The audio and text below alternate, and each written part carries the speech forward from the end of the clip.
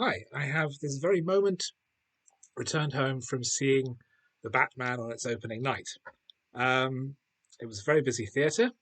A lot of people seemed to enjoy it, and I thought it was absolutely superb.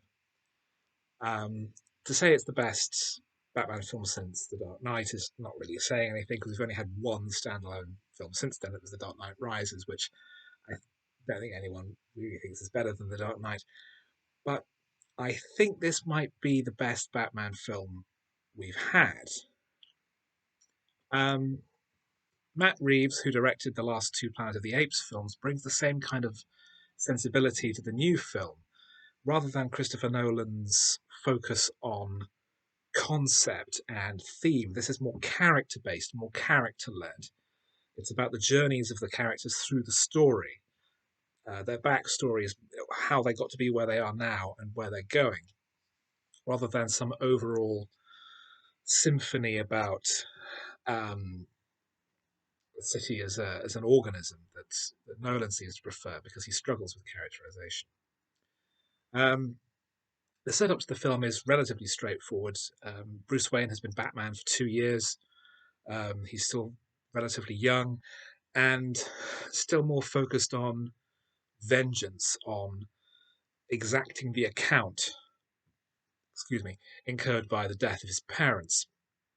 Meanwhile, a new villain of some kind is terrorizing Gotham's elite, describing himself as the Riddler. He brutally murders a series of very highly placed people, leaving clues and bizarre mysteries and ciphers at each of his murders. That seems to be connected not only to the entire infrastructure of the city itself, but also to Bruce's own past. Um, Paul Dano as the Riddler is, I think, possibly a villain for the ages in terms of the breadth of his insanity and his ruthlessness and his ambition. I would say that he seriously rivals Heath Ledger's Joker and possibly even supersedes him. I did leave the cinema thinking there are going to be a lot of Riddlers this Halloween. But the film is about the nature of corruption, how it infects a city, how it infects a person, how it takes you over and controls you without you even realizing it. The nature of heroism. Are you dragged down by your acts, or are you capable of elevating yourself above them, leaving the past behind and finding a new, more positive aspect to yourself?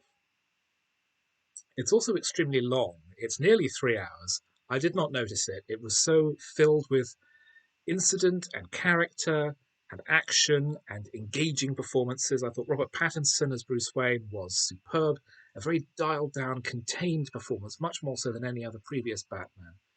But you really get the sense of Batman being a performance from him, a shell, an armor that he cloaks himself with to protect this frightened, vulnerable man on the inside.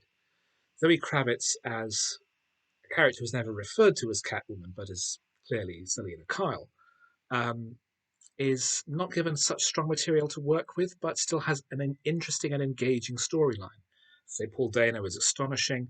There's a raft of great supporting performances. John Turturro and Peter Sarsgaard are in the movie, which I'd completely forgotten about, so that was a nice surprise. And uh, finally, we have Colin Farrell as the Penguin, buried under a mountain of prosthetics, which makes him look like a Dick Tracy villain, but delivering a grand outsized performance that fits the worsening, bizarre tone of Gotham City as things are gradually getting more and more weird. Gotham itself is reimagined as part New Orleans, part 70s New York, unlike the Chicago of the Nolan films. Um, it lacks um, striking iconography on purpose. It feels like a real city. There's a centre square we see, which looks like an amalgamation of Times Square and Piccadilly Circus, which I thought was a brilliant touch. Um, I'm trying to avoid giving too much away in spoilers. I mean, it's a long film. There's a lot going on, And although there are elements that are given away in the trailers, I don't want to go into that too much. But overall, I thought it was an absolutely terrific film. It does not feel like it's 3 hours long.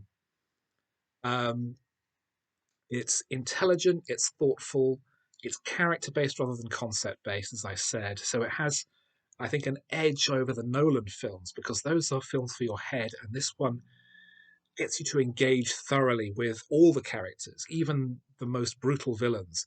You are led to understand why they are the way they are. Even if you can't agree with what they're doing, you understand what has driven them to that. And that, I think, makes a fascinating bit of writing. We never find out anything about Heath Ledger's Joker. That's what makes him so frightening, that he is this total unknown, that he's has this multiple choice past. He could be anything. That's what makes him frightening. But when we find out more details about who the Riddler is, that makes him perhaps even more terrifying. And Bruce Wayne himself is terrifying in the film. The early scenes of Batman, of scenes with criminals getting a sense that something's behind them and turning around and just seeing black spaces down alleyways or through doorways, pure black, and the terror of knowing there's something in there, which of course ultimately there is. Um, in no other film has Bruce Wayne been, or has Batman been portrayed as such a terrifying bogeyman. He's the story that criminals tell to their children. Make sure you make a clean getaway, or the Batman will get you. And Matt Reeves' command, I think, of filmmaking is absolutely cemented here. If there are any doubts after the Planet of the Apes films, whether or not those were just a one-off, whether that was just a passion project that he was able to do and wouldn't be able to repeat, rest rest easy, because with this, he's proven himself to be a powerful filmmaker. Um, Not the Michael Mann stylings of the Christopher Nolan films here. Instead, this is much more grounded, more real, more like a horror film, more David Fincherish, with the Riddler bluntly being based on the Zodiac and John Doe from Seven. This is a street level character drama about the darkest sides of crime. It earns its 15 rating. It's tough, it's violent, it's graphic, much more so than I was expecting for a Batman film, but I can't recommend it highly enough.